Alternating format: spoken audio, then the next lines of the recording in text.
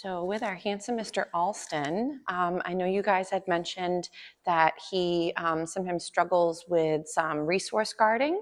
So resource guarding is a very normal dog behavior, but of course it can become problematic when you have either other pets or small children, or of course people as well. So resource guarding is where, again, your dog might covet an item or a space or a particular thing or sometimes even a person and not want to have something approach to try to be in the same space with that item and them. And they might show some signs like of aggression. So what I mean by that is they might become rigid. You can almost see them pause and freeze and become very hard. You might even see a whale eye, which is where the whites of the eyes on the side are visible. You typically will see them kind of becoming almost rigid and pausing and freezing, almost like they're holding their breath for a moment.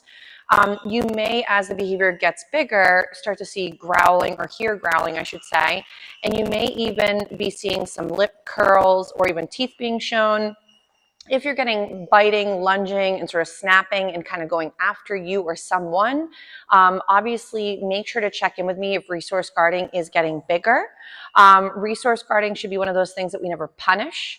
The problem with punishing your dog's response to feeling overwhelmed or flustered is that it tends to create a situation where now as your dog is saying, I'm overwhelmed, I'm feeling very stressed, this is kind of overwhelming or scary for me, and I feel that this is threatening. Oops, sorry, dropped one. You'll find that one later.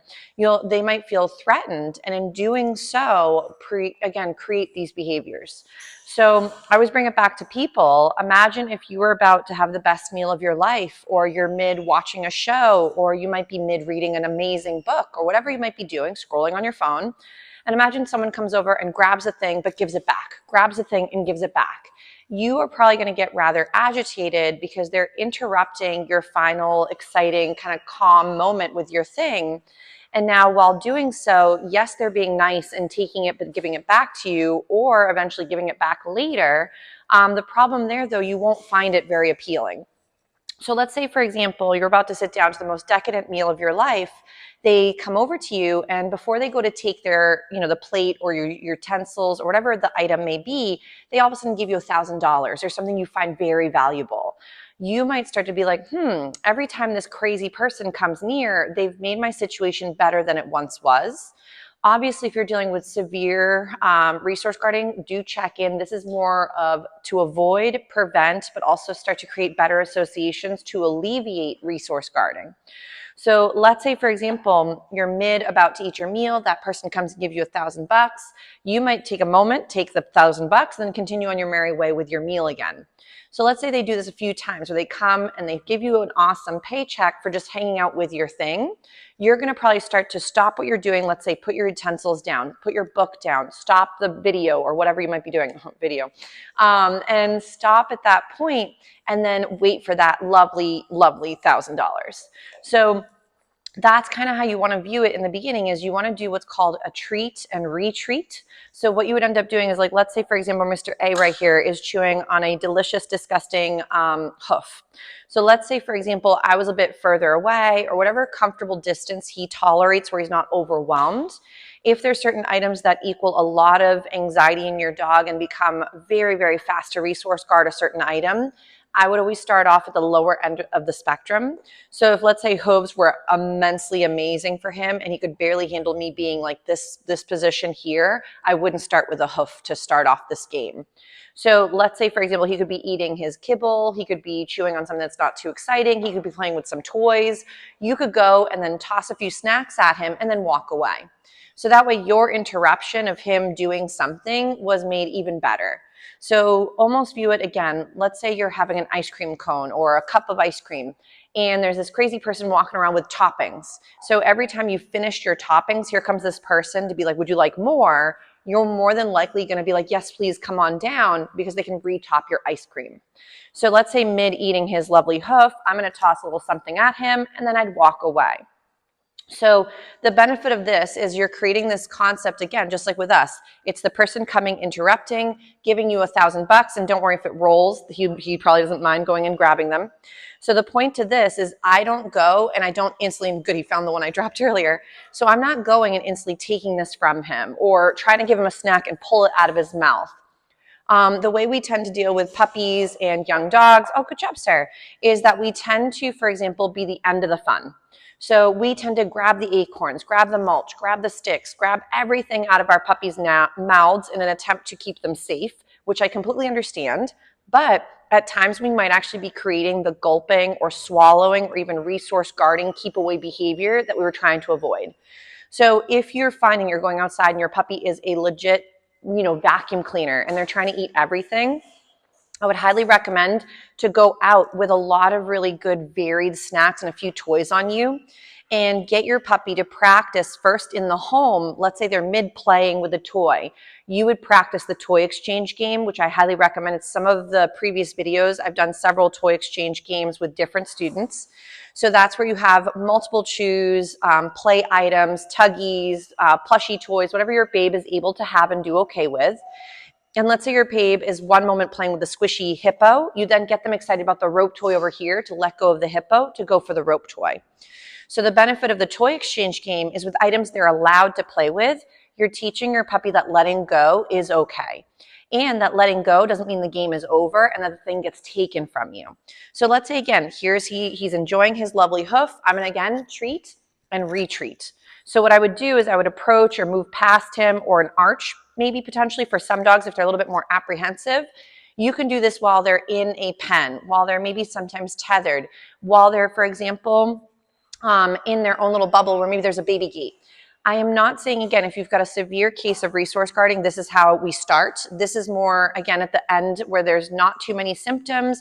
They're actually doing quite well with you and items out and about.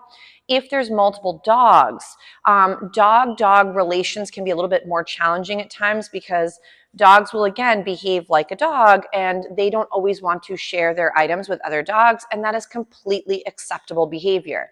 So I have a multi-dog household with my guys. When they have high-value items or things they enjoy eating on their own, I either separate them and create their own little bubbles where each one has something to work on, or while they're outside, I might even tether them. I have a fenced-in zone just for them. If they're both out there, they're both on their own tether, and they can enjoy a marrow-bone outside, and they've got their dog cots, their water, and their own little spots to kind of go enjoy. So this way they can comfortably chew and enjoy things near each other, but not on top of each other. So remember how you might have a friend who never wants to order dessert, but then you do, and then they're like, oh, let's just share, and you really didn't want to. That starts to become a little bit annoying for us. Imagine how it might feel if you're constantly the dog getting your thing taken from you. So with dogs, to feel comfortable grabbing items, ready, sir? I would start off with your babe enjoying something they do well with and not having, again, instant resource guarding, behavior poking out. So just to get him to like it again, I'm just going to plop a few items just inside the hoof to get him to enjoy it for another moment. Mr. Wildman over there is doing his playtime. He's got a few toys and he's romping with them. So that's Mr. E. Mr. Ethan. I didn't want to say his name and get him too excited. So right now, Mr. Handsome over here is enjoying his gross hoof once more. So the way this game would work is you could do the treat and retreat game. So you'd toss the item and you'd walk away. You could, again, do this several times where he's enjoying something. You toss a few snacks and you move away. So this way, he's getting to practice having this awesome chew, and you're adding, again, toppers to that ice cream. So I don't make it too challenging. I don't want him to think this is scary. As you can see, his body language is still staying very nice and soft and relaxed. If I was not getting that, I'd want to evaluate how fast am I doing this? Has he even practiced maybe find-its or similar skills in the past? He's, again, this is not his first time at doggy day school. So for him, he's done a few skills already with me and he's feeling pretty comfortable. So let's say the next step after your treat and retreat where you feed and you walk away, the next step would actually be to go and then see if you could actually go from him enjoying something to taking breaks and moving away from it. So that's where that toy exchange game could be also very helpful. Where, for example, Mr. A could be playing with one toy, you make the next toy come alive, and he works letting go of the things he's playing with. So remember, if your babe doesn't know how to let go of something he can have, how is he going to let go of something he shouldn't have? So that's where that could be really important. So now I'm going to do a find it off to the side, see if Mr. Handsome might get up and wiggle. Again, he can take his sweet time. So notice I'm not forcing him to get up. I'm not rushing him through the steps. If I always turn this into a rush job, the problem there is then he might start to think there's always pressure when there's food involved. Maybe she's going to come and swipe it away from me like a trickery moment. You don't want to be like, here's a snack and let me take it away. Because that could be almost like, again, you're about to enjoy your amazing dessert. I'm like, oh, here, would you like a little piece of, let's say, a cracker? And you're like, oh, that's interesting. And I swipe the dessert. You may never want to have me nearby in attempts to do this exchange because it tends to always equal your cooler thing vanished. So I want him to feel comfortable realizing that he can take a breather, he can go back to his chew item, and that me asking him to do some find its doesn't mean the game is over. So notice how he can go right back to his chew. He doesn't feel too frazzled. He doesn't mind getting up and wiggling. A really sensitive dog or a dog that's been dealing with some resource guarding would have a really hard time leaving the original resource because they don't feel safe doing so. From your dog's perspective, they either have been by accident reinforced by punishment, saying that when you do act in a certain way, I am going to scare you or harm you and take the thing away anyway.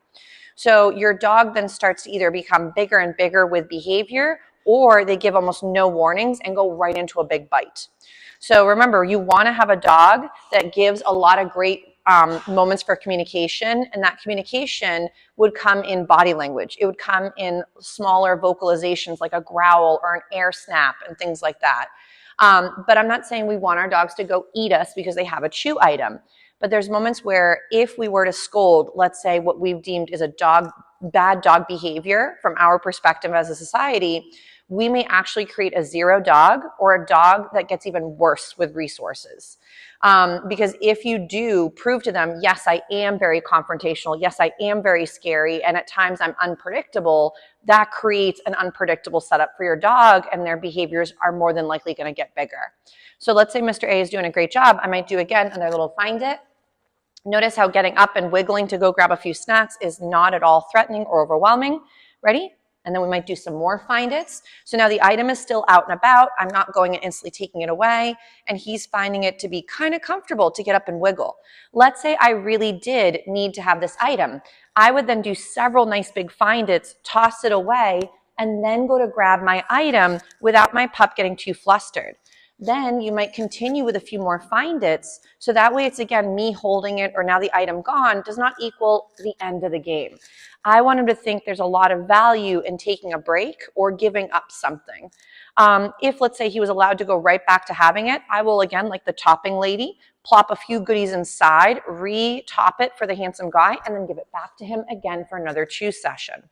So you could make this into sometimes one of the things you might practice here and there throughout the week.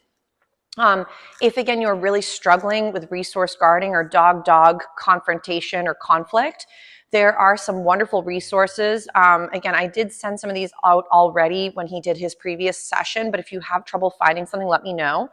There are some great books. One of them is called Mine by Jean Donaldson, and she also has another one called Fight, which is about more dog-dog aggression. I think he is a solo dog at home, but I know other folks have multiples. So I would highly recommend that if you're not as familiar with how your dog is perceiving information and how to help them be more successful, the more we know, the better helper we can be. So nice job, Sarah, right here. I might even feed him for that little check-in with some movement. Nice job. Ready, Allston? Yes. So you could have him practice. Oop, you could also drop your snacks. There you go. You could have him practice. Here's his chew, and let's do a few find its. Let's do a little check-in.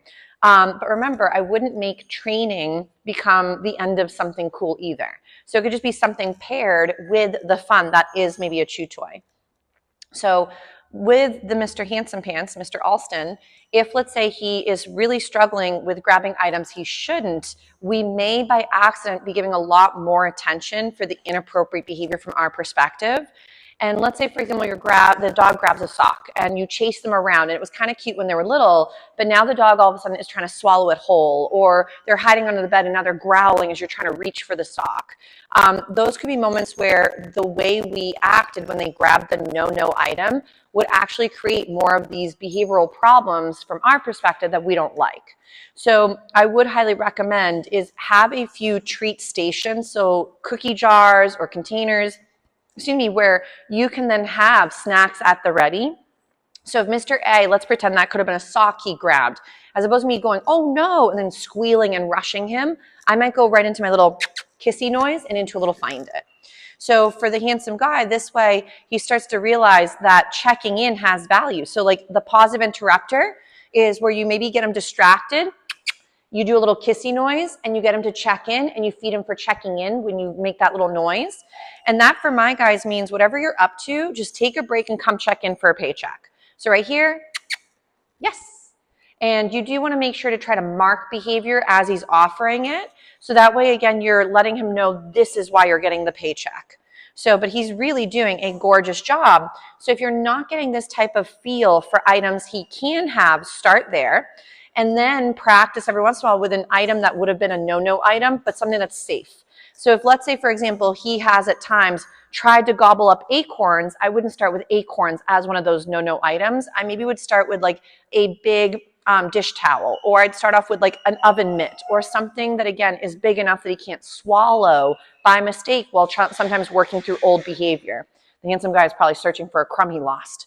So again, with our gorgeous Mr. A, make sure that if he's really struggling, let me know, so we can make sure at the home front we're setting him up for his best success and yours as well. But for leave-its, that would be another thing we can dive into again. These would be typically items he's allowed to play with.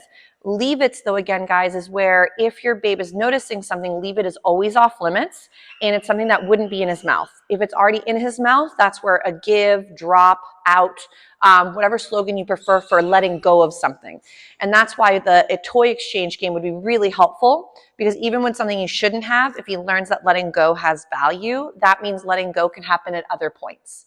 So, but Mr. A did a gorgeous job with his chew items that could be a resource guarding situation. And we'll give him a little break, and then we'll try a few more skills with Mr. A. But he did a really good job with the chew item.